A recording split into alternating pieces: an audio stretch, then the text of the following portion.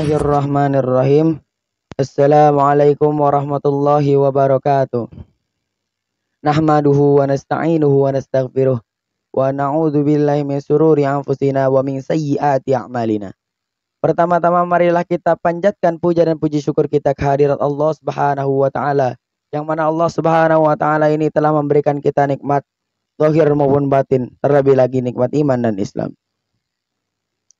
Seperti yang kita ketahui, bulan Ramadan ini adalah salah satu bulan yang mana Allah Subhanahu wa taala juluki, yang mana Allah Subhanahu wa taala nobatkan, yang mana Allah Subhanahu wa taala gelarkan menjadi salah satu bulan daripada bulan-bulan yang sangat agung. Dalam bulan Ramadan ini ada beberapa kejadian yang mana sangat berkesan pada hati umat muslim.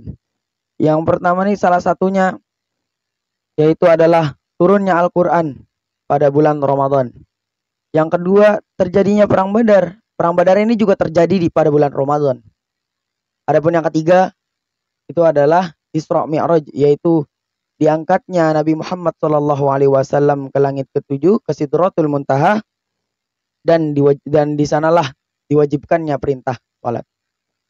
Sebagaimana yang kita tahu, kejadian Isra Mi'raj ini terjadi di kala Nabi Muhammad SAW diperintahkan oleh Allah Subhanahu wa taala untuk Isra, yaitu melakukan perjalanan beliau dari Masjidil Haram menuju ke Masjidil Aqsa. Beliau melaksanakan perintah ini atas kabar yang diberitahukan oleh malaikat Jibril. Akhirnya beliau pun ketika ingin berangkat, beliau diberikan sebuah tumpangan oleh Allah Subhanahu wa taala yang bernama buraq. Hewan ini adalah merupakan sebuah hewan yang mana merupakan, dikatakan hewan ini mirip seperti kuda tapi bukan seperti kuda. Tapi lebih mirip seperti keledai tapi juga bukan keledai. Nah, ini Allah Subhanahu wa taala kirimkan. Nah, ini makanya salah satu juga hewan ini juga menjadi salah satu hewan yang mulia karena digunakan oleh Nabi Muhammad SAW. Kemudian Nabi Muhammad SAW menaiki buraq tersebut, lalu melakukan perjalanan yang mana dari Masjidil Haram menuju ke Masjidil Aqsa. Ketika di Masjidil Aqsa, beliau melaksanakan sholat 2 rakaat. Setelah melaksanakan sholat 2 rakaat ini, Nabi Muhammad mendapatkan perintah lagi dari Allah Subhanahu wa taala untuk melakukan Mi'raj, yaitu perjalanan naik ke atas dari langit pertama atau dari tempatnya Nabi Muhammad SAW di Masjidil Aqsa sampai ke langit ketujuh, yaitu Sidratul Muntaha, di mana tempat arsy-Nya Allah Subhanahu wa taala.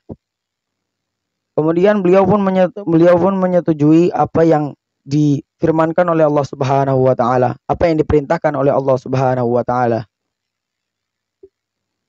Allah Subhanahu wa taala pun memerintahkan dan Nabi Muhammad SAW pun menyetujuinya. Akhirnya Nabi Muhammad SAW berkendarakan buraq, naik ke langit ke-1, naik langit ke langit kedua, langit ketiga, sampai terus menuju langit ke-7.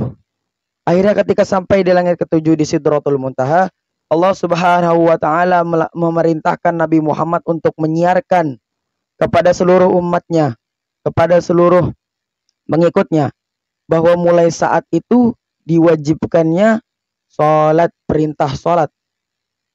Yang mana pada awalnya perintah salat ini bukanlah perintah salat yang 5 waktu. Tapi Allah Subhanahu wa taala awalnya memerintahkan umat baginda Nabi Muhammad SAW untuk melakukan salat, yaitu dengan 50 kali salat. Seperti yang kita ketahui, 5 salat yang kita ketahui, subuh, zuhur, asar, maghrib, dan isya. Bagaimana jika ada 50? Akhirnya Nabi Muhammad SAW mengiyakan. Lalu baginda Nabi Muhammad SAW turun ke langit yang ada di bawahnya. Ketika bertemu dengan Nabi Musa di langit ke-6, maka Nabi Musa bertanya, "Wahai Nabi Muhammad SAW, apakah yang Allah Subhanahu wa taala perintahkan kepada engkau?" Nabi Muhammad SAW pun menjawab, "Wahai Nabi Musa, sesungguhnya Allah Subhanahu wa taala telah memerintahkan saya untuk menyiarkan kepada seluruh umatku bahwa Allah Subhanahu wa taala telah mewajibkan perintah salat. Berapa rakaat wahai Rasulullah? Rasulullah SAW menjawab, Allah memerintahkan saya untuk menyiarkan bahwasanya salat dimulai pada 50 rakaat. 50 kali salat maksudnya. Akhirnya Nabi Musa ini berkata, wahai Nabi Muhammad, sesungguhnya umatmu ini tidak akan sanggup. Tolonglah, kalau dalam bahasa kita bisa menyampaikan, tolonglah kita berikan dispensasi atau pengurangan daripada waktu sholat. Karena Nabi Musa ini tahu kalau umat baginda Nabi Muhammad ini tidak bakal mungkin kuat untuk melaksanakan 50 kali sholat. 5 kali sholat aja kadang-kadang kita bolong. Apalagi kalau 50 sholat, tidak bisa terbayangkan. Akhirnya Nabi Muhammad pun menyetujui apa yang dikatakan oleh Nabi Musa. Nabi Muhammad naik kembali ke langit ketujuh, ke Sidratul Muntaha. Kemudian Nabi Muhammad SAW meminta izin, wahai Allah, bolehkah saya meminta dispensasi atau pengurangan daripada jumlah sholat yang engkau perintahkan? Maka Allah Subhanahu wa taala pun menyetujuinya. Kejadian itu berulang kembali, ulang terus sampai beberapa kali sehingga Nabi Musa memerintahkan kembali untuk mengurangi jumlah waktu sholat yang Allah Subhanahu wa taala perintahkan. Ketika ditanya, sekarang tinggal sisa berapa rakaat kalau dalam bahasa kita? Tinggal berapa waktu sholat? Beliau menjawab waktunya 5 waktu sholat fardu. Maka Nabi Musa ini masih mengatakan hal yang sama seperti yang ada di awal. Sesungguhnya umatmu ini tidak akan mampu untuk melaksanakan 5 kali sholat fardu. Akhirnya Nabi Musa meminta kembali kepada Nabi Muhammad untuk kembali meminta dispensasi atau pengurangan jumlah rakaat yang Allah Subhanahu wa taala perintahkan. Tapi di dalam hati Nabi Muhammad SAW, beliau malu untuk meminta kembali dispensasi atau pengurangan jumlah sholat yang telah Allah Subhanahu wa taala perintahkan kepada baginda Nabi Muhammad SAW. Akhirnya Nabi Muhammad SAW ini tidak menghiraukan apa yang dikatakan oleh Nabi Musa.